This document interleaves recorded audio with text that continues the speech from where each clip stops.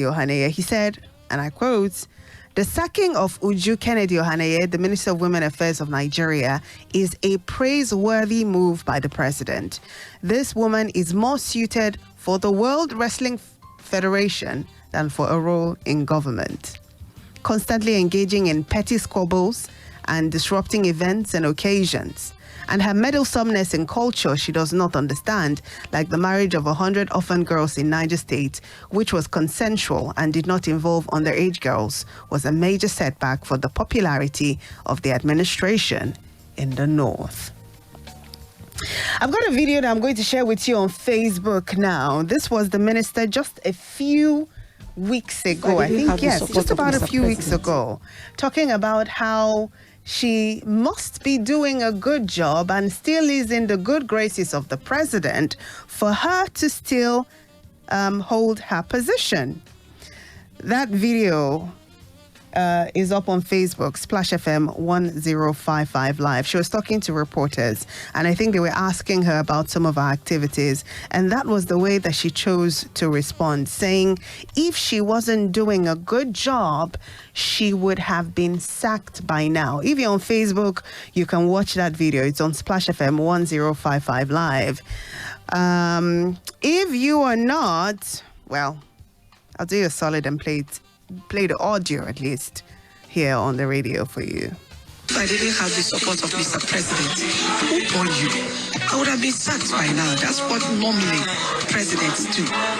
But I've been taking giant steps, challenging issues that are not right to me concerning my job. And nothing has happened to me. If I didn't have the support of Mr. President, who told you? I would have been sacked by now. That's what normally presidents do. But I've been taking giant steps, challenging issues that are not right to me concerning my job. And nothing has happened to me. So now that she's been sacked, how do you interpret that? I mean, that's just one question. The other questions will be for you to tell me your holistic take on the reshuffling done by the president.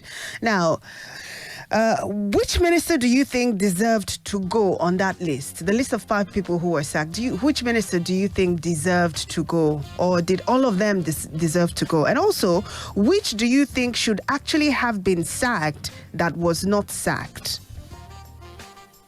Also tell me which minister you think is doing well and deserved to continue. We know that a couple of them still retain their positions, not just as ministers in this administration, but in the same position that they had been for over a year. So let me know, with particular interest about the Uju Kennedy Ohaneye, considering how controversial she's been in the past. Do you think showing her the door was the right thing to do by the president? And if I have to admit, one of the ones that shocked me the most was the appointment of Bianca Ojukwu as a minister. I would never have seen that coming. Now, for some political strategists who try to make sense of all of these things, I'm sure you'll agree that it is an intriguing move. But perhaps help me understand, if you will, that is, of course, if you understand it yourself, why do you think the president appointed Bianca Ojukwu in his cabinet? She's not a member of the APC last I checked. I stand to be corrected, of course. I know that she supported Peter Obi during his presidential bid in 2023. She's from the Southeast. She's a vocal supporter of, well, whether it's IPOB or what's the other one? Masob. Considering that her late husband was himself the icon on which the Biafran movement was formed on, right? So, I mean, what do you think the president's goal for appointing Bianca Ojukwu as a minister is? And would you consider that move a masterstroke or perhaps something else? 0809-155-1055, 0706-949-3000, and 0701-447-5770.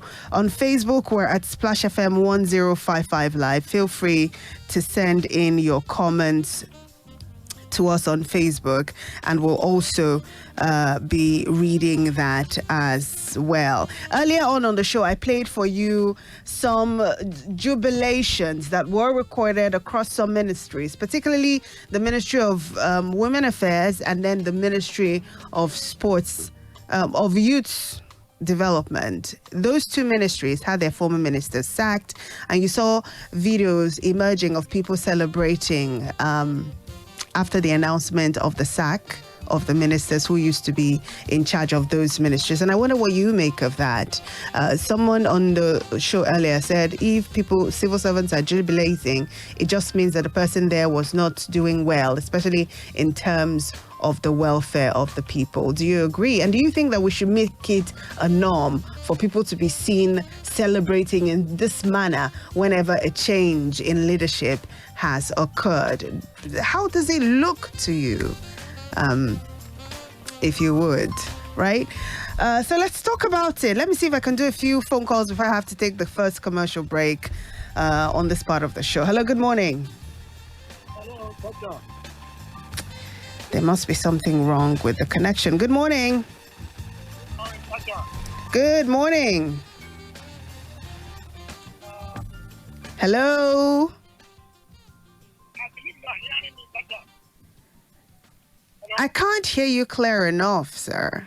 Can you speak up? I'm starting now. Do you hear me now? It's a little better. Let's see. Okay. Go on. Doctor.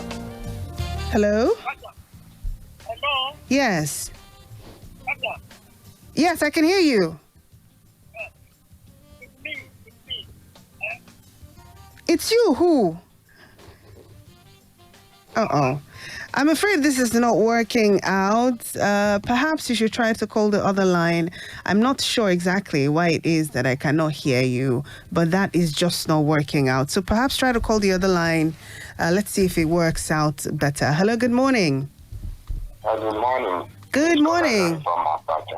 Yes, Mr. Lori, you're welcome. Firstly, on the issue of when the minister or head of the president or anything is back and people are jubilating, and someone said it's all about welfare.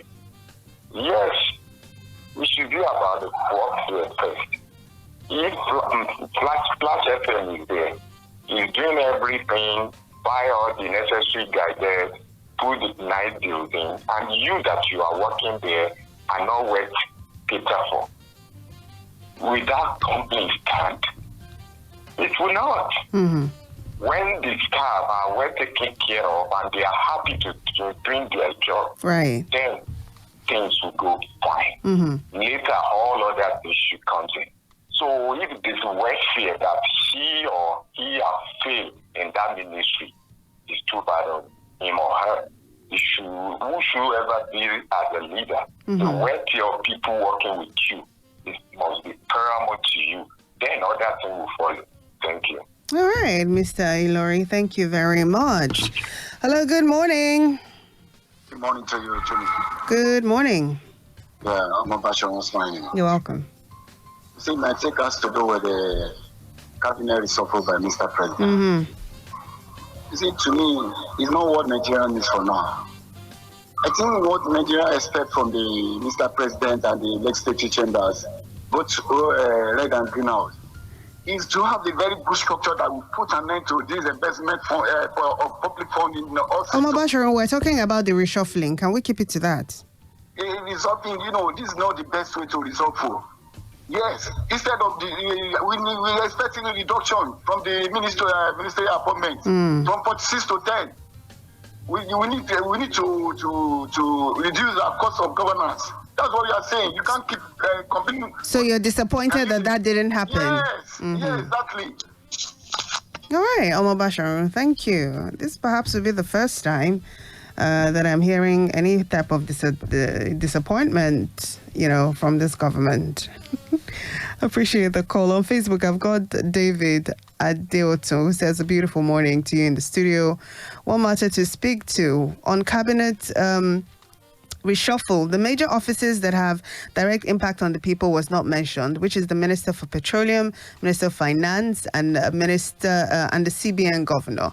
The FG kept mute on this. Mr. Melekere needs to be removed, and who be the confusing Minister of Petroleum needed to be expunged also. Ultimately, if reshuffling the cabinet will not bring relief to Nigerians, then it is useless exercise and mere ruse. Well, as far as the Ministry of Finance is concerned, we now have a Minister of State for Finance. That's the person who used to be the Minister of Trade and Investment, Trade, Investment and Industry, I think. Yes, for all the others, the president is still the Minister of Petroleum, as far as I know. CBN Governor is still the same. Melekere still retained his position. Yeah, those ones are just about the same. Hello, good morning, even though they are not ministers. Hello? Yeah, good morning, Jimmy. Good morning.